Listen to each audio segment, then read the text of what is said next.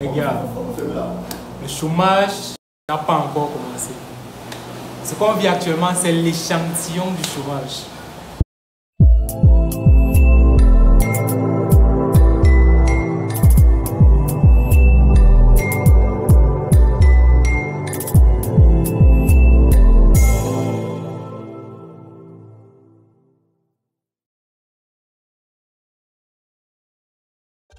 Un million d'abonnés en 5 jours, c'est le record atteint par l'intelligence artificielle ChatGPT. Avant lui, la plateforme qui a fait mieux que ça, c'était Instagram. Instagram avait fait 1 million d'abonnés en 3 mois. Ils ont fait 1 million en 5 jours. Il y a quelques jours, je testais, ou du moins, je découvrais une intelligence artificielle du nom de ChatGPT. Je vais dire, c'était à la suite de plusieurs autres que j'avais découvert, notamment en ce qui concerne mon secteur d'activité, le design. J'avais testé Midjourney, Dalitsu et consorts. Et lorsque je suis tombé sur ChatGPT, honnêtement, j'ai eu peur. Et jusqu'à présent, j'ai toujours peur. Et je pense qu'on n'a pas fini d'avoir peur parce que ce qui arrive est juste incroyablement, c'est trop fort en fait. On parle de, je ne sais pas si vous connaissez Iron Man. Dans Iron Man, il y a une intelligence artificielle qui est dans l'armure du héros principal. Elle s'appelle Jarvis.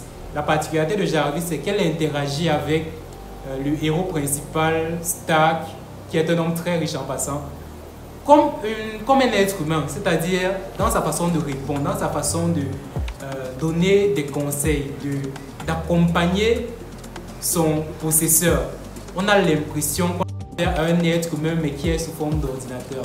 Et lorsque vous testez ChatGPT, lorsque vous discutez avec ChatGPT, vous avez l'impression vraiment de discuter non pas seulement avec un être humain, mais avec un être humain très intelligent.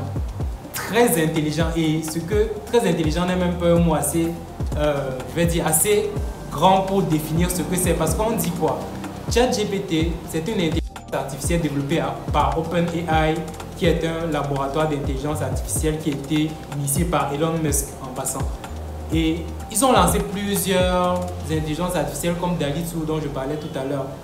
Et ChatGPT vient juste ajouter une couche aux innovations dans ce qui concerne l'intelligence artificielle. ChatGPT, si on doit recouper ses connaissances, pour que vous puissiez évaluer un peu son niveau de connaissance, le corpus en fait, c'est ce qu'on appelle, c'est l'ensemble de toutes les connaissances, ou plutôt de toute la base de données de ChatGPT. Et je ne sais pas si vous connaissez la plateforme Wikipédia, qui est très connue.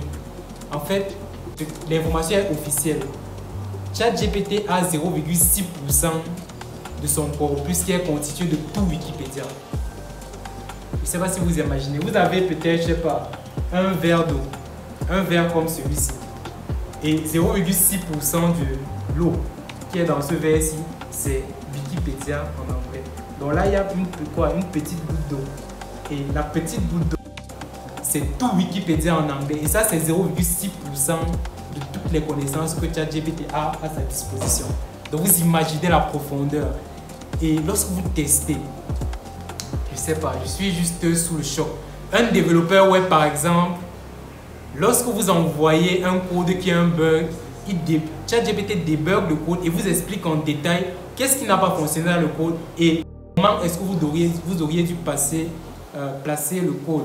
Mais vous renvoie le code débugué avec des commentaires.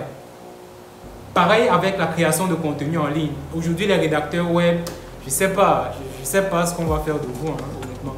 Parce que ChatGPT, tu lui poses des questions sur un sujet. Non seulement il te répond en précision. Tout à l'heure, aujourd'hui, ce matin par exemple, j'ai fait des recherches sur Larry Page. Et plutôt que de faire des recherches de façon traditionnelle, j'ai décidé d'aller vers ChatGPT. Je lui demande, bon, qu'est-ce que tu peux me dire sur Larry Page? Et j'ai été bluffé par le résultat. Donc c'est-à-dire, ChatGPT m'a décrit en profondeur la biographie de ChatGPT. Et on aime encore aller plus loin parce que j'ai aussi demandé, j'ai posé des questions sur ses parents, j'ai posé des questions sur son entreprise et j'étais tout simplement bluffé par les réponses. Et on aime encore aller plus loin. Lorsqu'il m'a écrit le texte, je me suis dit, bon, ok, qu'est-ce qui me prouve même que ce que tu écris là est vrai? réécris le même texte en précisant tes sources. Et ChatGPT m'a réécrit le même texte, le même article, cette fois-ci en mentionnant les sources. Donc vous voyez que tout à l'heure j'ai parlé des développeurs. Maintenant il y a les rédacteurs web qui vont disparaître. Et là on parle d'une intelligence artificielle qui est connectée à une base de données dont la dernière information date de 2021. C'est-à-dire qu'elle n'est pas connectée à Internet, elle est connectée à une base de données froide qui n'est pas mise à jour. Donc imaginez un peu lorsqu'une intelligence artificielle pareille va être connectée à Internet. Donc c'est-à-dire qu'elle aura accès à toutes les données d'Internet et toutes les actualités. Là, on va passer à un niveau tout simplement incroyable. Et je me dis que d'ici 2050, ce qu'on a eu à voir dans Iron Man va se matérialiser dans la réalité. Moi, je le dis aujourd'hui, vous pouvez faire un screenshot de la vidéo, n'importe quoi. Je le dis et je le pense vraiment. Donc, c'était ce que j'avais à partager avec vous aujourd'hui. Et moi, ce qui me choque en fait, c'est que dans notre environnement en Afrique, la jeunesse est, je veux dire, quand tu observes, quand tu essaies d'anticiper sur leur avenir, ça fait trop peur en fait. On est dans un environnement où non seulement les jeunes ne sont pas intéressés par la science, ça on peut encore comprendre que bon, tout le monde n'est pas intéressé par la science, tout le monde n'est pas intéressé à son avenir, comment développer l'Afrique et tout, mais envers je vais dire, à quoi est-ce que les jeunes s'intéressent? À quoi est-ce que les jeunes s'intéressent? Parce que j'étais choqué l'autre jour quand je découvre qu'il y a des jeunes filles qui s'injectent du cul dans les fesses au Cameroun.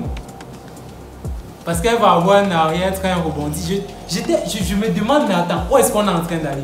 Est-ce que notre avenir, je vais dire, est-ce que l'avenir vous-même ne vous fait pas peur? Quand vous vous rendez compte qu'il y a les intelligences artificielles d'un côté et une jeunesse qui est de plus en plus abrutie, parce que c'est le mot. Vraiment, je vous laisse avec cette question. Vous allez peut-être laisser vos réactions en commentaire et on se dit à bientôt pour une nouvelle vidéo.